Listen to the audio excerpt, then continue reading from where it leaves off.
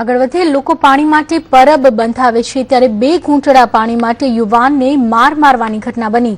આ ઘટના છે જબલપુરથી ઇટારસી રેલવે સ્ટેશનની વચ્ચેની ઘટના। પીડિત યુવાન સુમિત કાછી જબલપુરનો નિવાસી છે।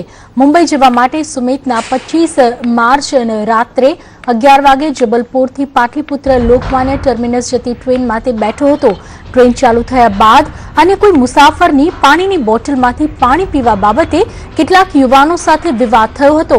ત્યારે ગુસ્સે ભરાયેલા યુવાનોએ ચેન પુલિંગ કરી ટ્રેન અટકાવી દીધી અને યુવાનને ટ્રેનની બારીમાં લટકાવી દીધો।